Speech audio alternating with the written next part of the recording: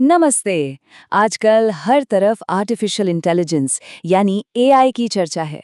लेकिन सोचिए, क्या हो अगर एआई को एक ऐसी सुपर पावर मिल जाए जो उसकी ताकत को 1000 गुना बढ़ा दे।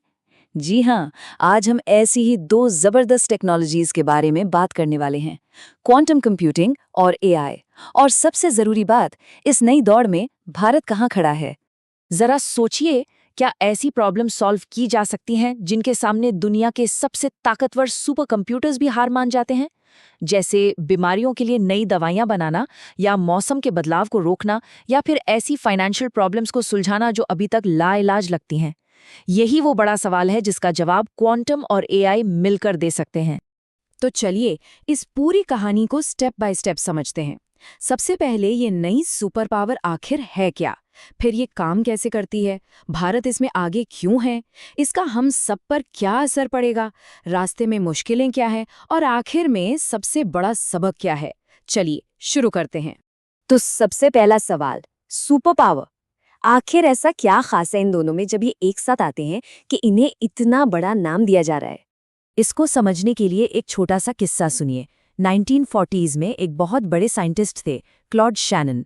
उन्होंने कहा था कि कंप्यूटर से चेस खेलना नामुमकिन है क्योंकि इसकी पॉसिबिलिटीज अनंत हैं। और आज देखिए, एआई न सिर्फ हमसे चेस खेलता है बल्कि ऐसी ऐसी चालें चलता है जो बड़े से बड़े ग्रैंड मास्टर भी नहीं सोच सकते। क्वांटम कंप्यूटिंग इससे भी कई गुना बड़ी छलांग है। ओके, अब थोड़ा सा टेक्निकल, लेकिन घबराइए मत। बिल्कुल आसान भाषा में समझेंगे कि आखिर ये काम कैसे करता है। देखिए, आज हम जितने भी कंप्यूटर्स यूज करते हैं, फोन हो, लैपटॉप हो या सुपर कंप्यूटर, सबकी बुनियाद एक ही चीज है, बिट। बिट एक सिंपल लाइट स्विच जैसा है। या तो वो ऑफ होगा, जिसे हम 0 कहते हैं, या ऑन होगा, जिसे हम 1 कहते हैं। बस दो ही ऑप्शन है। और अब आता है असली जादू, क्वांटम की दुनिया का बिट, जिसे कहते हैं क्यूबिट। ये क्यूबिट एक ही वक्त पर 0 भी हो सकता है और 1 भी हो सकता है।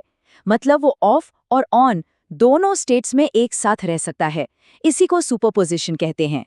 यही छोटा सा फर्क सबसे जरूरी है। जहां नॉर्मल कंप्यूटर या तो 0 या 1 पर चलता है, वहीं क्वांटम कंप्यूटर 0 और 1 दोनों एक साथ पर चलता है। इसी और की ताकत से उसकी पावर लिमिट से निकलकर एक्सपोनेंशियल हो जाती है। यही है इसकी असली ताकत का राज। तो इस टीम अप का पहला पार्ट, क्वांटम, एआई को बोल्डर बनाता है। उसे एक ऐसी सुपर स्पीड देता है, एक ऐसी हिम्मत कि एआई उन चीजों को भी सॉल्व करने निकल पड़ता है जो अब तक साइंस फिक्शन लगती थी। तो ये हिम्मत दिखती कहाँ है? सोच के देखिए, एआई के जो काम महीनों में होते थे, वो अब घंटों में हो सकते हैं। ई कॉमर्स कंपनीज के लिए डिलीवरी रूट्स इतने परफेक्ट हो जाएं कि सामान जल्दी से जल्दी पहुंच जाए। फाइनेंशियल डेटा में ऐसे छुपे हुए फ्रॉड पकड़े जाएं जो इंसानी आंखों से ओझल रहते हैं। या फिर नई दवाइयों की खोज, जो सालों का काम था, वो तेजी से हो जाए। लेकिन ये वन वे स्ट्रीट नहीं है। अब आती है दूसरी बात। एआई क्वांटम को स्टेडियर बनाता है, मतलब उसको संभालता है। क्योंकि क्वांटम मशीन्स जितनी पावरफुल हैं, उतनी ही नाजुक भी। एआई एक एक्सपर्ट पायलट की तरह काम करता है, जो इस सुपर पावरफुल लेकिन नाजुक मशीन को उड़ा रहा है। वो इसकी छोटी मोटी गलतियों को, टर्बुलेंस को रियल टाइम में ठीक करता रहता है, इसके कंट्रोल्स को फाइन ट्यून करता है। मतलब एआई के बिना क्वांटम अधूरा है। चलिए, अब बात करते हैं भारत की, क्योंकि इस नई टेक्नोलॉजी की ग्लोबल रेस में हम पीछे नहीं हैं, बिल्कुल नहीं। हम एक लीडर बनकर उभर रहे हैं। इसमें अमेरिका और भारत की पार्टनरशिप एक परफेक्ट जुगलबंदी जैसी है। एक तरफ से अमेरिका कटिंग एज हार्डवेयर और रिसर्च ला रहा है, तो दूसरी तरफ से भारत का ब्रेन पावर, हमारा टैलेंट, हमारे स्टार्टअप्स का जोश और सरकार का नेशनल क्वांटम मिशन। ये एकदम बराबरी की साझेदारी है। ओके, ये सब तो ठीक है, बड़ी बड़ी बातें, टेक्नोलॉजी, देश, लेकिन इसका हमारे रोजमर्रा के जीवन पर, स्टूडेंट्स पर, वर्कर्स पर, बिजनेसेस पर क्या असर पड़ेगा? चलिए इसको देखते हैं। सबसे पहले स्टूडेंट्स की बात करते हैं। अगर कोई पढ़ाई कर रहा है तो समझो एक सुनहरा मौका सामने है। टेक्नोलॉजी का एक पूरा का पूरा नया फील्ड खुल रहा है। सोचिए, नए नए स्किलिंग प्रोग्राम्स आ रहे हैं, पीएचडी स्टूडेंट्स को अमेरिका जाके सीखने का मौका मिल रहा है, बड़ी बड़ी रिसर्च लैब्स में जॉब्स निकल रही हैं। मतलब आने वाले कल की टेक्नोलॉजी को अपने हाथों से बनाने का मौका मिल रहा है। अब बात करते हैं उन लोगों की जो जॉब्स या बिजनेस में हैं। तैयार हो जाइए, क्योंकि हर इंडस्ट्री में एक तूफान आने वाला है, एक पॉजिटिव तूफान। फाइनेंस हो, लॉजिस्टिक्स हो या दवाइयों की कंपनीज, इन सब में ऑलरेडी इस पर असली काम शुरू हो चुका है। भारत का जो सेमीकंडक्टर मिशन है, उसमें भी इसके लिए नए नए मौके बनेंगे। बिजनेसेस को रिस्क मैनेज करने के बेहतर तरीके मिलेंगे।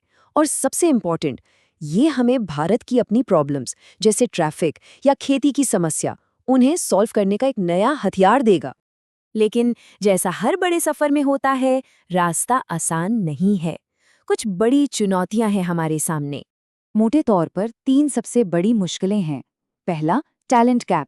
हमें इस फील्ड के लिए और एक्सपर्ट्स चाहिए, हजारों। दूसरा, पैसा, खास करके प्राइवेट कंपनीज से।